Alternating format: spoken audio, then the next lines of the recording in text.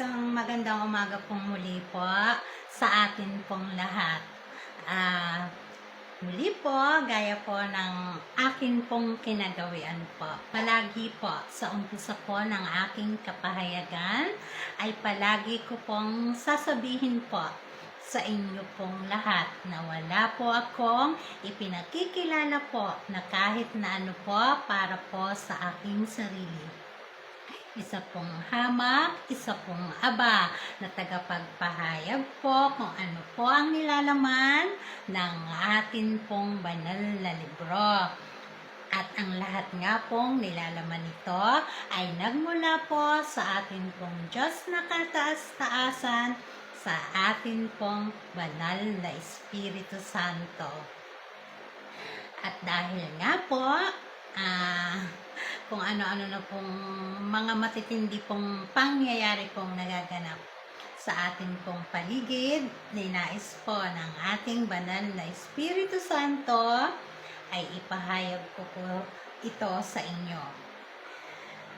Sobra pong nanlulumo po ang ating banal na Espiritu Santo, maging ang kanya pong katawan, ang atin pong mahal na Birhen Maria, sa nangyayari po sa bansang Pilipinas po.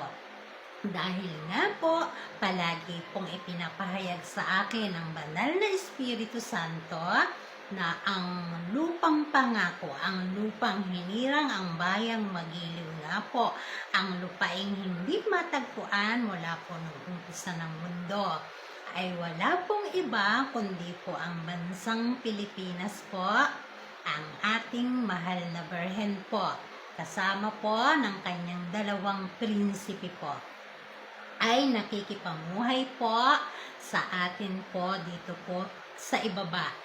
At ganun din po ang ating katawan po ng ating Diyos Ama, ang atin pong Haring Jesucristo.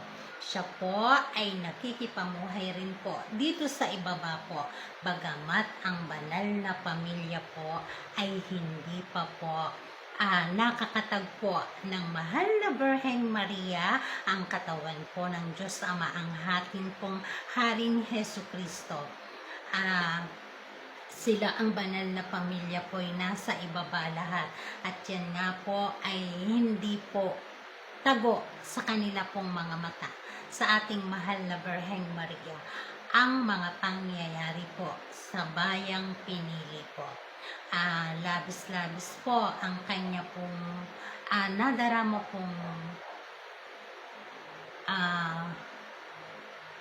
kalungkutan sa mga nangyayari po, dahil nga po lantad at dama po ng kampon po ng kadiliman na ang lupang hinirang bansang Pilipinas po, ang lupang pangako, ang lahat po ng karakter po nung umpisa po ng mundo, ay lahat po ay sa lupain pong ito nakikipamuhay po sa kapanahunan. Ang orihinal na mukha po ng Diablo, ng demonyo, ng Satanas, ng Lucifer po ay narito po sa ating lupain, dahil nga po ang tunay at totoo pong Diyos na tunay po, katawan ng ating Espiritu Santo, ang banal din pong pamilya, ay nasa lupain pong ito. So ang original pong mukha ng lahat pong yan ay dito po tumubo. Yan po ang dahilan, kaya nga po walang hanggang kaguluhan, walang hanggan pong patumangga po sa pakikipag-agawan po doon po sa trono po, para po sila ang tanghalin pong pinaka po. Subalit may Diyos pong tunay na sa ating pong lahat ay nakatunghay. Kitang-kita po, linawan ang ating mga mata at talasan ang ating pong pandinig, bansang Pilipinas po, dahil ito po ang tagisan po ng kampon po, ng dilim po at liwanag po.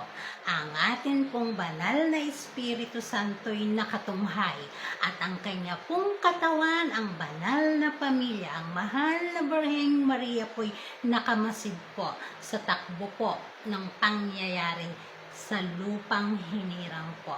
Sobrang nakakalungkot po ang mga pangyayari po dahil halos po talagang maghubad po silang lahat ng kani-kanila daw pong mga maskara na siya nga daw pong maglalantad sa ating lahat.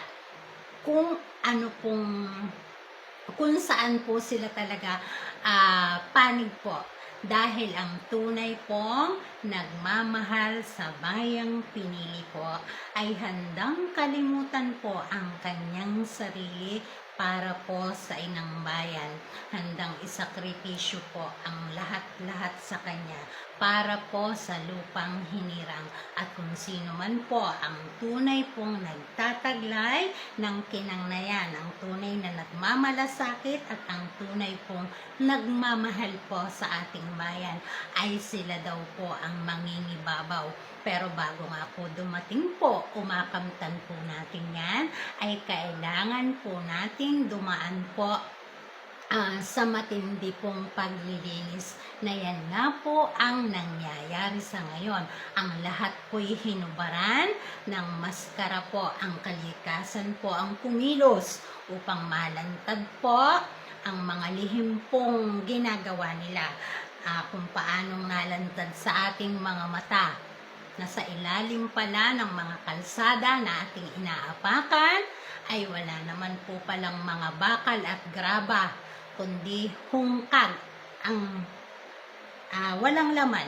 So ang kalikasan po ang kumilos. Ang atin pong banal na Espiritu Santo ay siya po mismo ang maghuhubad po ng maskara po ng lahat. So tayo pong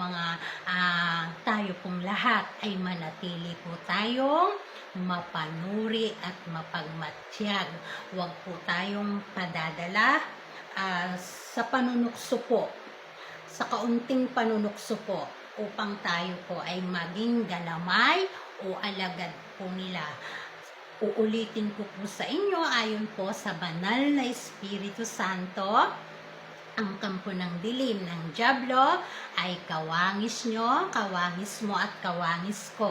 Subalit ang mga anghel din po na ipinadala po ng ating banal na Espiritu dito sa ibaba ay katulad mo, katulad nyo, at katulad ko rin po. So tayo po, sa atin pong mga kamay po, magsisimula po ang tuluyan pong pagbabago para po sa ating bayang pinili, lupang hinirang po, lupang pangako po. Wala pong ibang lupain po yan, kundi ang bansang Pilipinas po. Pero bago po yan maging ganap, kakailanganin po ng matindi pong paglilinis, at ang lahat po ng uri ng paglilinis ay talaga pong masakit. Masakit magbunot ng lahat ng kalat, lahat ng dumi, lahat ng ibinaon po nilang kasamaan po. So tayo pong lahat ay maging matalino na at maging mapanuri po, dahil ang nangyayari po sa ating lupain, at hindi lang po yan sa ating lupain kundi sa buong sangkalupaan po, ay yan po ay tagisan po ng dilim po at liwanag, ng kabutihan po at ng kasamaan. So matuto po tayong manimbang kung saan po yung panig na atin pong susuportahan. Ang mahal na Birheng Maria, na katawan ng ating banal na Espiritu Santo, ang dalawang prinsipe po ay magkakasama sa iisang lugar, habang ang Haring Hesukristo, ang katawan po ng Diyos Ama po ay hindi pa po ganap na nagtagpo ang banal pong pamilya. So palagi po tayong magpakatibay at magpakatatag po. Lahat po na nangyayari sa bayang pinili, lupang hinirang po, ang lahat pong yan ay hindi po nalilingid po sa atin pong Diyos na kataas-taasan. Wala na naman po tayong oras. Hanggang sa muli po.